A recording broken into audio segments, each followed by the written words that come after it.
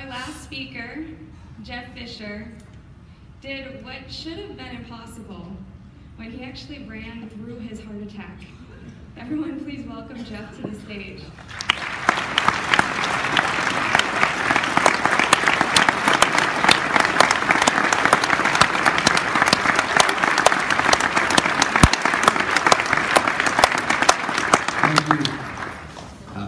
Go ahead and get right into this. I'll try and save my thank yous at the end. Little Mighty Mike told me I got my Oscar countdown going, so I got to try and keep you on track. I spent 21 years in the United States Marine Corps, and I officially retired on 31 December of 2005.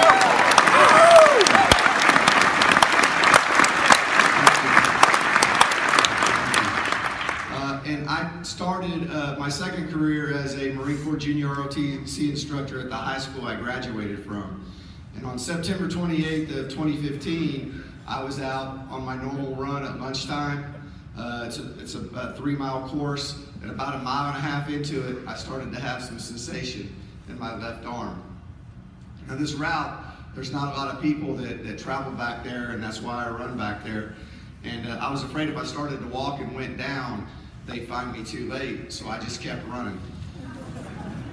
So I was just concentrating on strides, eating up concrete one step at a time, and our athletic director was moving into his new position at our indoor practice facility, and it was about 1.5 miles away. I said, I'll get there, he can help me out, he has an athletic training background. So I turned the corner, and of course the parking lot's empty. So I'm like, okay, well, I got to make it to the training office, which is about another 200 yards away. So I finally get there, get inside the building. Young trainer, she's one of our youngest ones. She looks at me and she goes, oh, you got to get to the nurse. Well, the nurse's office is all the way on the other side of the school. So I get to the nurse. They must have called her. She had aspirin waiting for me. She says, here, you're going to pop these in your mouth, and I'm going to take you to the hospital immediately. And I say, you're going to calm yourself down. I'm going to call the athletic director on the phone and see if he's in. So if you haven't noticed already, I don't do that instruction thing very well. So I call him on the phone, he answers, and I said, hey, I'm not feeling good. Can you give me a ride to the hospital? He said, I'll be right there. So less than probably a minute, they walked me out front, and we were in his vehicle. And so we head to the hospital. So I call my wife on the phone. I say, hey, I'm probably just dehydrated. I probably pushed myself a little hard. I don't think it's a big deal. I'm just going to go get checked out. You know, hang up the phone. And I remember pulling in to the emergency room parking lot. Now, the majority of the rest of what I'm going to tell you is what I was told happened. We walked through the double doors of the emergency room. I look at the lady at the desk, and I fall out. They code me. They start chest compressions right there on the floor, bring a gurney out, throw me on it, nurses on top of me doing compressions. They do this for about 20 minutes, and they've had to shock me 3 times during this time frame. So now we kind of go into 2 separate areas that are happening at the same time. So they call up from downstairs up to the cath lab where Dr. Cross was on that day. And they're telling his nurse, hey, we got a guy down here, and we're doing compressions on him, and this joker keeps grabbing the nurse's arms and throwing them off of her, looks at her, and then goes back out again. So they have a conversation, and I'm not really sure what was said, but afterwards, Dr. Cross was like, well, why are they calling up here? I mean, they do a great job of stabilizing. They get me up here they get him up here to the cath lab. We take care of him. But the more he thought about it, he said they've never done that before. So his nurse swears to this day that it's the only time he ever went down to the emergency room, and he's never been down there since. So they're on their way down to the emergency room, and right next door, in the room next to me, there's a lady that's a children's minister there in town. And her friend fell off the steps earlier that morning and broke her ankle, so she brought her in and was sitting with her, and they could hear all the commotion inside the room. So they said the only thing that they knew to do was pray. So they started to pray.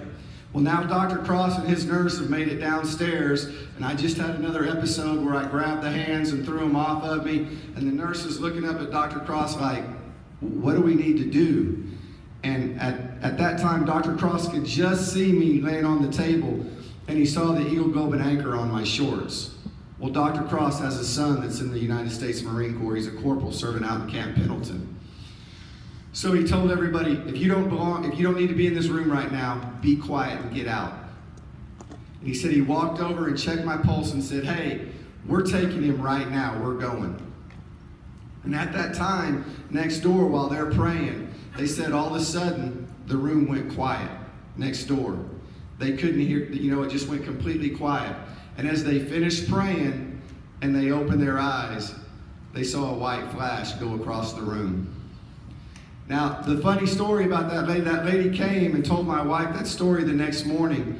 This lady didn't know it was me, but all 3 of her children have been in my ROTC program.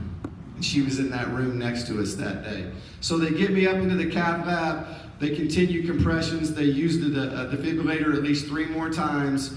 And then a fine young man in your organization named Bo came up and helped put the impeller on.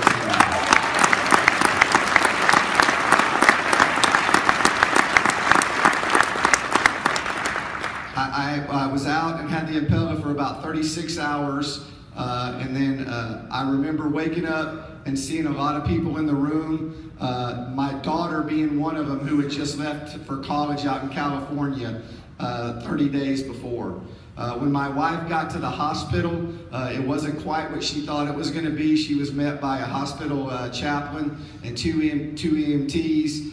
And the doctor told her that there was a good chance I wasn't going to make it through the night.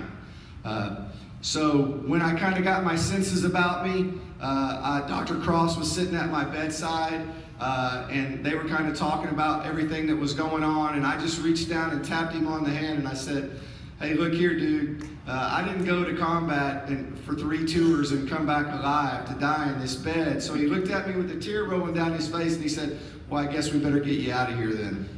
So 28 days later, I walked out. Now, while I was in the hospital, when they took the breathing tube out of me from when I was out, I ended up getting pneumonia, tripped back to the ICU. They think they have that under control. I come back out of the ICU. The port that they're treating, the IV port that they're treating the pneumonia with, I get sepsis from that, back to the ICU a 3rd time. So basically, I was kind of started telling people, hey, can you get me out of here before you kill me? Because, I'm pretty tough, but, 3rd time's a charm. Let's not go back for a 4th. Anyway, 28 days, I walk out later. Now, let me tell you why one of the smart old-timers in your group that I met on Sunday night named Mike told me I wasn't going to sell you on anything. So I'll go about it this way. Why you're here, why you do what you do, why it's important that you ruck it up, suck it up, and get out of bed on the days that you don't want to, is you take a guy that spent 21 years in the Marine Corps, had a less than a 50% chance of living, okay? 6 months after he has his heart attack, he's at Waco Cardiology doing a stress test, and they have to turn their treadmill off because they think I'm going to break it. It's maxed out on speed.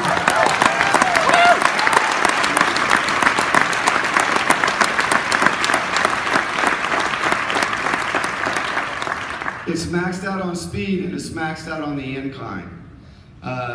During that process time, I had complete kidney failure too. I was on dialysis for 3 months while I was in the hospital, and then post out of the hospital, complete recovery. I have no restrictions. I'm back to running. I'm back to lifting. I do everything I need to do, and that's because of people like you. But the more important part to that story is that Carly and Austin. Those names might mean anything to you, but they're going to in a minute, because they're my 2 daughters. And because of you do what you do, I just said it. And Bo, and people like Arlo, and Mike, and Casey, and Ryan, and Mary.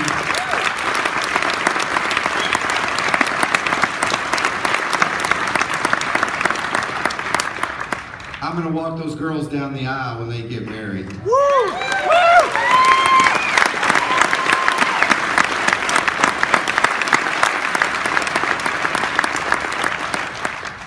want to thank Mr. Minogue. I don't know if you're in here, Mike, or not, but I know.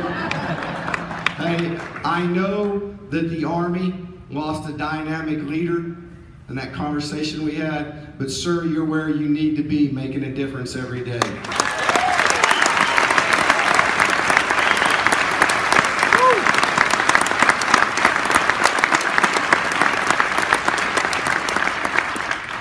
If you don't know this lady right here, if you don't know her and you haven't really had a time to talk to her or meet her, you're missing out.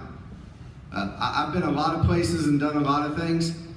She's one of the most dynamic young ladies I've ever met. She's way beyond her years in maturity, and it really makes a difference, whether you see it or not, in this company every day by the way she treats people.